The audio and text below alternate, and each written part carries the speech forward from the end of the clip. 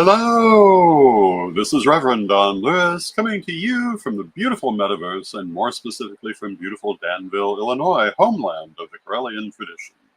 And this is Midday with Reverend Don. Welcome.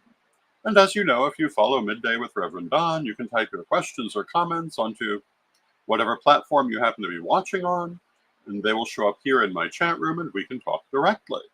I hope that you're having a wonderful Monday. We have had an interesting weekend. And I'm going to continue my talk on the subject of leadership. And my particular point today is the idea of choosing your battles. And this was inspired in ways that should be obvious from the weekend.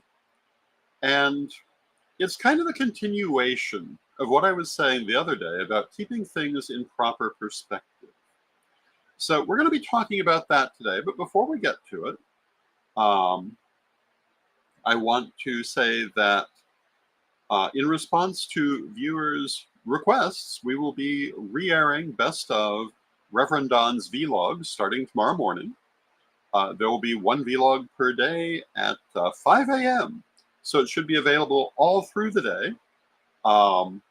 Should be a good time for some of our overseas people to catch it, quote, live, and should be available online all day long for everyone everywhere.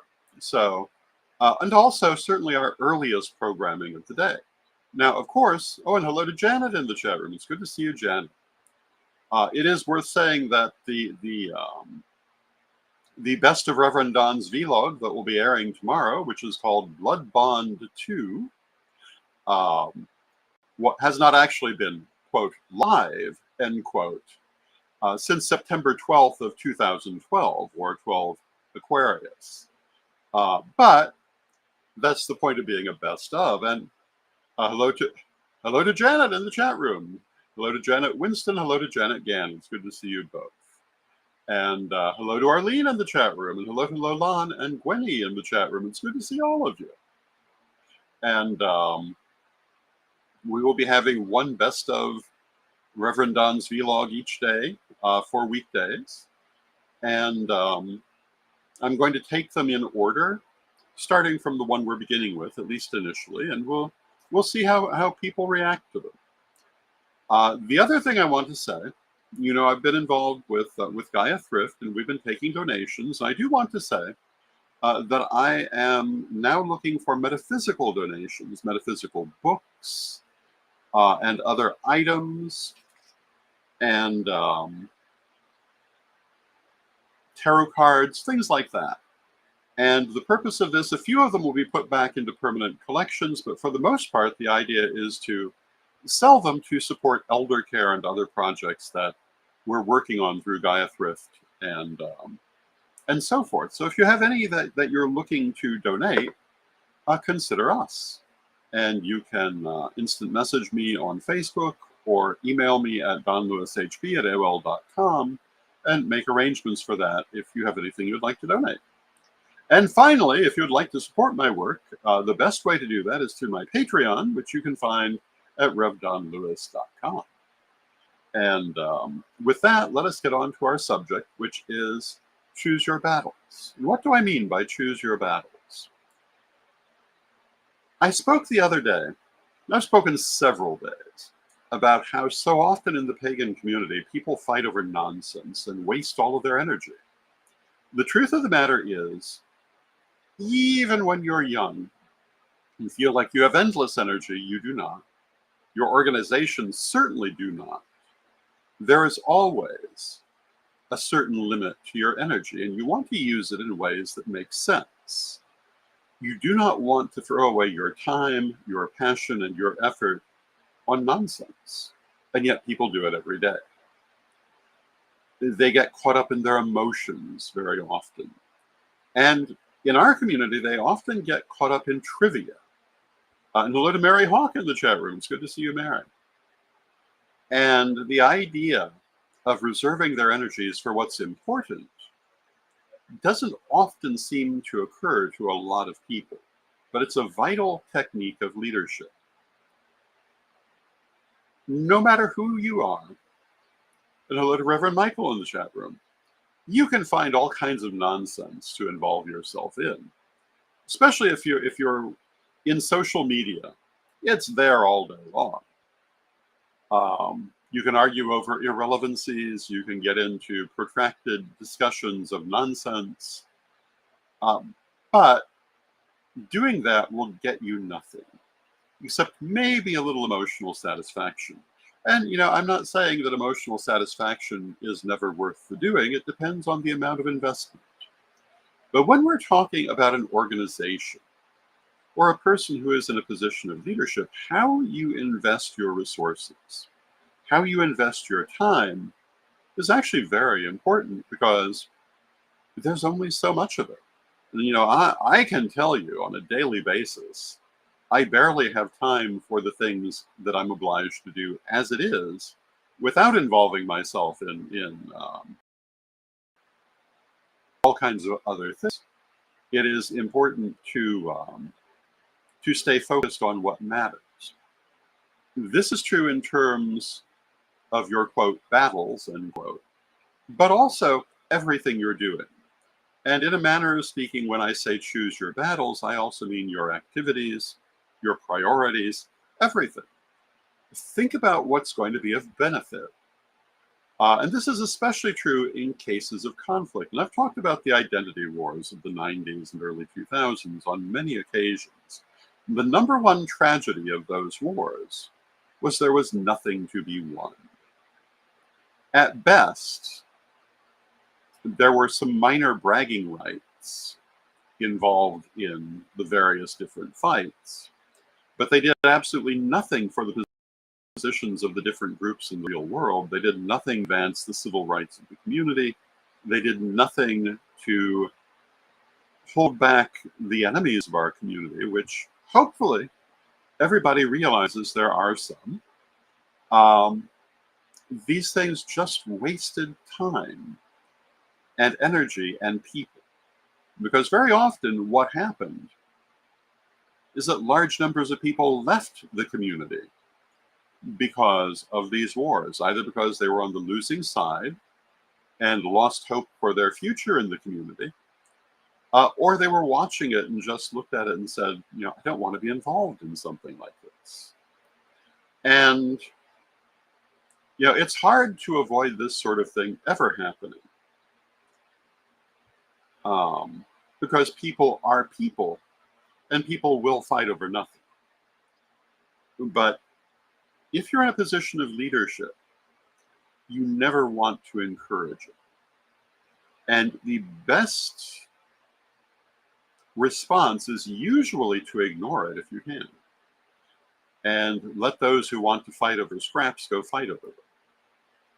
You cannot stop them.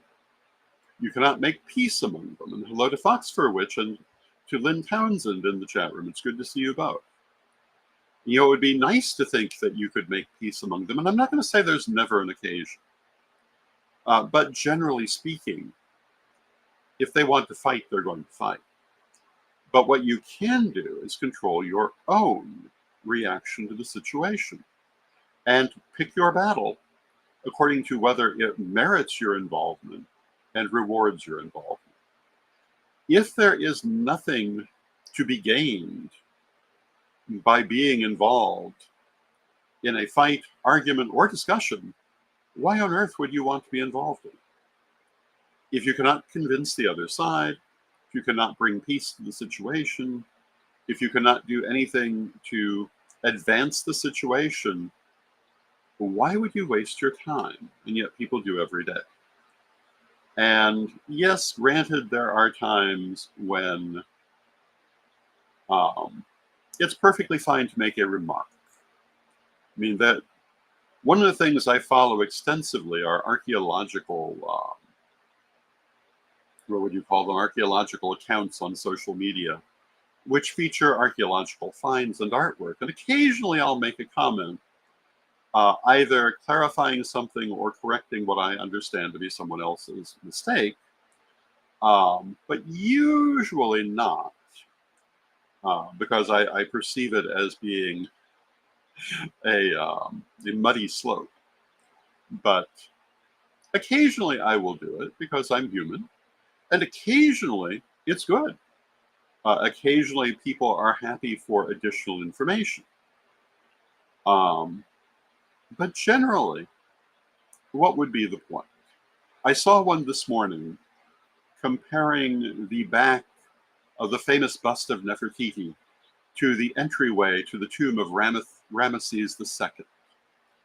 An interesting thought, but clearly irrelevant in part because part of the scene of Ramesses' tomb entrance is entirely modern. The entry walkway is completely modern. The idea that there's any kind of relationship between these two things is pretty silly when you come down to it. But the idea of stopping to say that was also rather silly. I didn't do it.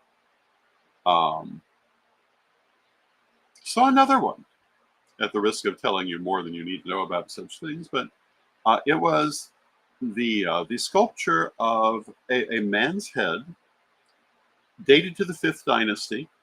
And they talked about the wig that he is wearing being what they used to date it to the time. Except the problem is, there's no reason to think it would have been a wig in the 5th dynasty. The idea that Egyptians shaved their heads and always wore wigs is completely false. It is true for certain eras, and it's true for certain professions, such as part of the priesthood. But it's certainly not true across the board. And there's no reason to think this man would be wearing a wig. But that would be, in my opinion, a time waster to have bothered to remark on this post, particularly since it seemed to have 400 posts from one person on completely different subjects. But that's beside the point. It definitely did not seem like something to put my time into. Now, these are frivolous examples. But you shouldn't need a lot of help to think of more relevant examples of situations where people are in disagreement or arguing over things that to intrude yourself into is only going to waste your time.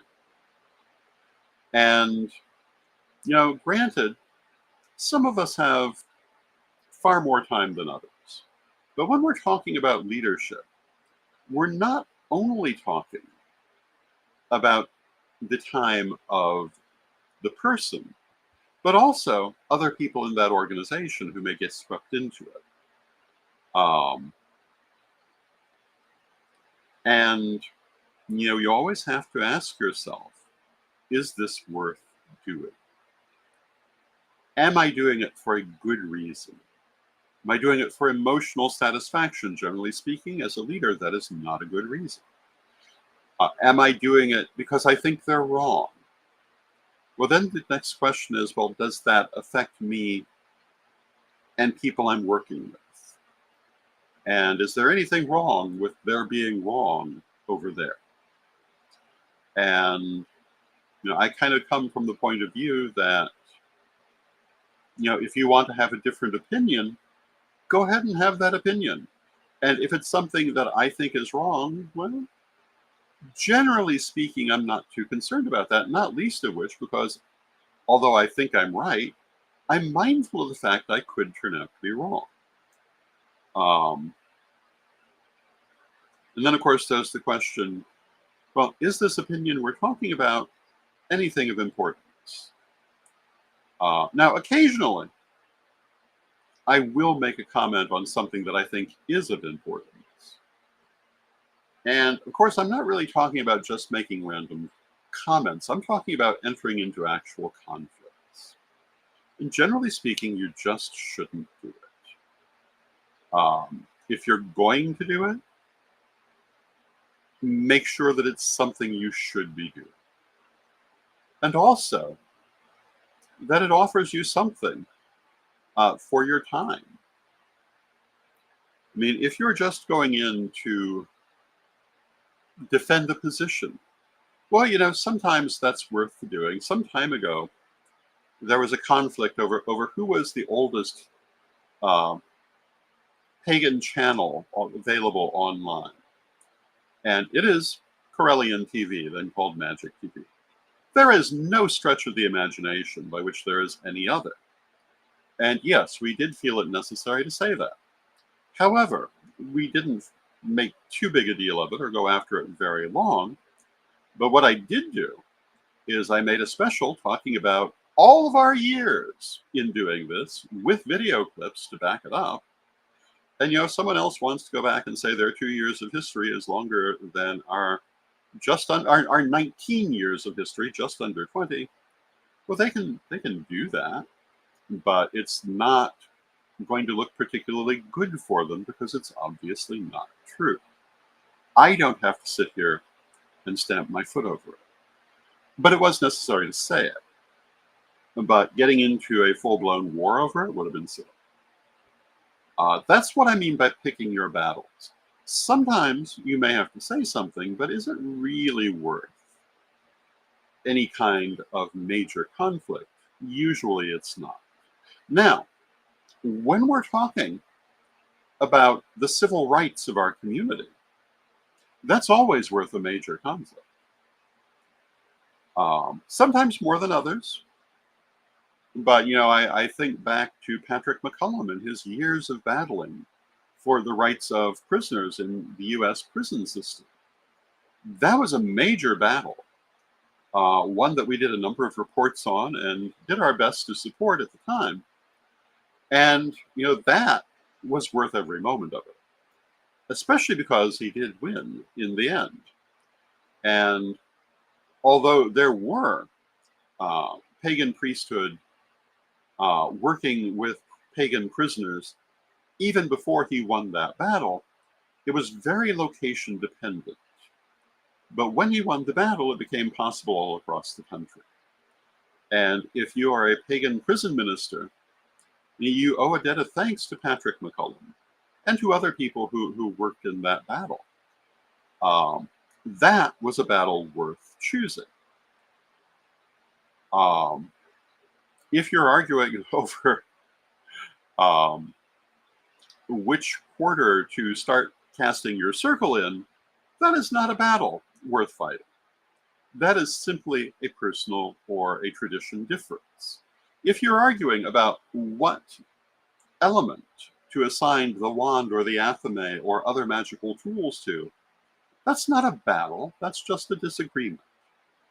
And it's a disagreement that goes back centuries because these things don't come from a single source. Speaking, for example, about the assignment of magical tools and elements, there are a variety of sources for this, including grimoire magic, including the tarot, including ceremonial magic, and they never agree. So of course they don't agree in magical practice in the modern world. And in my opinion, it's simply a matter of what works best for you or your tradition. And the idea of anyone fighting over it is a waste of time. And yet, throughout the 90s and early 2000s, there were full-blown wars over this nonsense. This is what I mean by choose your battles. Choose the battles that make a difference. What on earth is the good of expending vast amounts of energy, possibly destroying people and groups in the process, possibly destroying your own group in the process, over trivia? Because in the end, the things like I just mentioned, assigning the elements to magical items, that's trivia when all is said and done. Civil rights? No. That's something serious that affects us. One of the things I point out to people, none of this is permanent. It all grows and changes. And if you look at magical practice 100 years ago, it does not resemble in every aspect magical practices today. A great deal has happened in that 100 years. If you look at magical practices 100 years earlier, a lot happened then too. If you look at the magical practices of the ancient world, a lot has changed since then. Now, there's also a lot that has survived, but a lot has changed. And if you think 100 years from now, people are going to be doing exactly what we do, I've got news for you.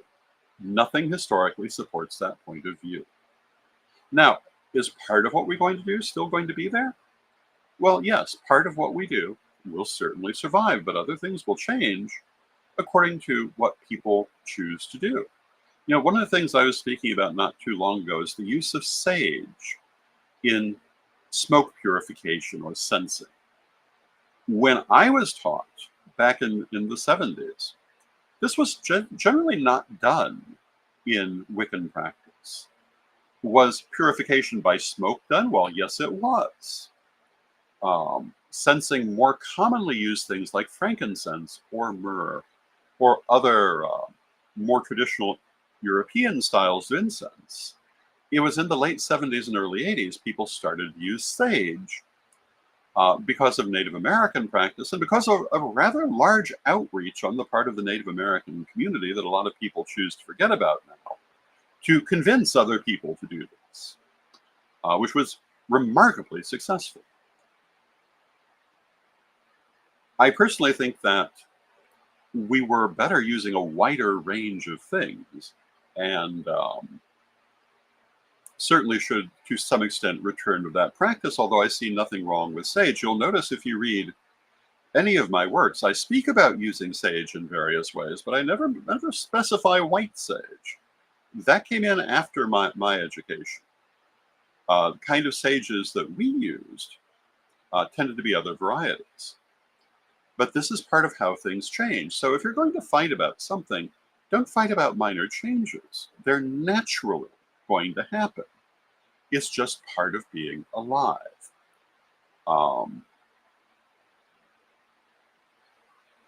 I see people talking in some areas excessively, and particularly like in the 1980s, about the Celtic origins of modern witchcraft, which was basically unheard of when I was being trained, and is basically a red herring, in my opinion. There's a little truth there. There is some things that could be said to that, but usually not the way people are saying. The origins of modern witchcraft are very universal, as for the most part is modern witchcraft, as well as highly differentiated in many different forms. But this is, again, just part of the territory. And the idea of arguing that we all need to be the same, or that we all came from one thing, or that we must all be following the exact same practices is foolish. Certainly with a view toward history, because that's never what happens. Things never stay the same. If you look at the Christian religion, which has tended to be the culturally dominant religion for a very long time, they don't stay the same over one century to another. If you look at Christian religion in the present era versus 1900, there are vast changes. And if you look back to 1800, vast changes. And if you look back to 1700, bigger changes. And if you look back to 1600, you wouldn't recognize it for the most part. And if you look back to the early Christians, maybe if you're Orthodox, you'd recognize part of it. Most Western Christians would not really recognize it. Now, Arlene in the chat room has a question. In regards to sage, what are your thoughts about cultural appropriation that is so much talked about today? I think it's nonsense. I think sage is a plant commonly used in the New World. We do not use it in Western magic in the same way that Native Americans do anyway.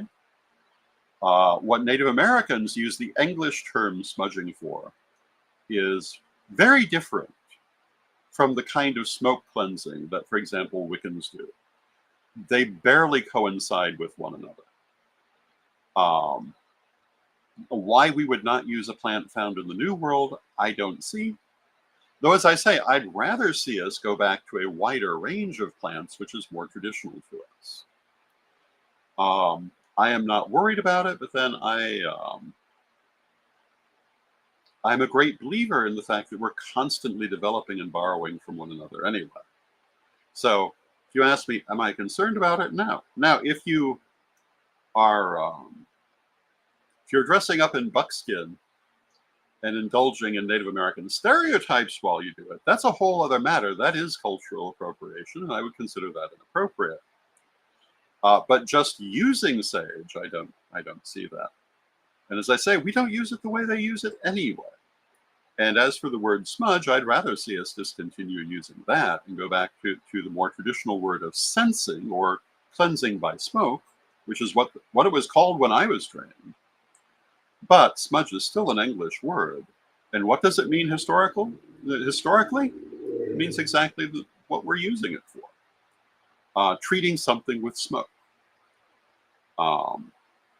So I think a great deal more is made of it than needs to be. I do think one of the things I've heard suggested about the use of white sage is that so many people in the wider population using it makes it more difficult for people of Native American ancestry to get it. I think that's a very valid point. And again, I'd rather see us using, again, frankincense, myrrh, other sorts of sage and cedar and various herbs that we might more traditionally have used. And I think that would be a very appropriate thing on our part. But am I all upset about people using sage? No, I think that's silly. And I think that's one of the kinds of trivia that people get into huge wars about, that for the most part we really shouldn't be getting into. And I have watched people get into huge wars over things that would be very easily corrected if anyone would take the time to correct it, very easily addressed if anyone would attempt to address it. And I've just told you how to address this if you have an issue with it. The reason, in my opinion, that so many people practicing different forms of Western occultism use sage is, one, because of that heavy outreach in the 60s, 70s, and 80s from certain Native American teachers to convince people to use it, together with the fact it's been extremely well marketed, and you can find it everywhere. It's the marketing that caused it to be well used. I've never really liked it, to be honest, because I think that it works far less effectively than more traditional Western incenses. And sage often throws little sparks, or the sage bundles people like to use often throw little sparks that can be dangerous. I would rather, on my own, I would rather use powdered incense. But stick incense works perfectly fine. You can get it in virtually any sort, including sage. And yeah, I see, firstly, no reason to get upset about it, but also it's not something I would personally make my preferred preference. That was not the most mellifluous turn of phrase, but you know what I mean. But then I love variety. I love to set up my altar in different ways for different occasions. If you watched my videos over the years that included altars, you'll notice they frequently change. And I've known other people who would love to keep their altar exactly the same. Nothing would make me happier than using 20 different kinds of incense and 20 different 20 different rituals. And Gwenny says, people seem to have plenty of energy to point out differences, don't they? And too bad they don't use that energy to find similarities and peace. Well, that's my point for today. Choose your battles. And, this one about sage is a perfect example. Is it the practice I prefer? No. Am I going to make any issues about it? No. It's not worth my time and effort. I can't change it. So why should I take any particular action towards it, except by example? And if people like to follow my example, then they might choose some other more traditional Western incense for their sensing purposes. And but argue about it? That's silly. And it helps nothing, solves nothing, and just wastes energy. And that, again, was the purpose of today's conversation. Don't waste your energy. If you're going to find yourself arguing over something, argue over something important that helps people and moves things forward. And this comes under the heading of what I always like to say: do the next right thing. Don't fritter your energy away. Use it in good and positive ways to make good and positive changes. With that, I see we've come to the end of our half hour. I thank you for joining me. I'll be back tomorrow. And tomorrow I'll be talking about some other aspect of leadership. And then on Wednesday, I'll be doing mini readings again. So have a wonderful day. Thank you for joining me, and let us close with our prayer as we always do. Divine Mother Goddess, Divine Father God, beloved ancestors, we thank you for all that you do for us in our lives, and we ask you to help us to always find that next right thing. Help us not to squander our energies in fruitless arguments, but rather to advance the causes that have true meaning in our lives and help ourselves and our people to move forward. Help us to find and maintain our focus and to use it in good and positive ways. Divine Mother Goddess, Divine Father God, beloved ancestors, we thank you with great love and thanks. And knowing you are always with us, still from respect, we thank you for your presence, and may you be blessed.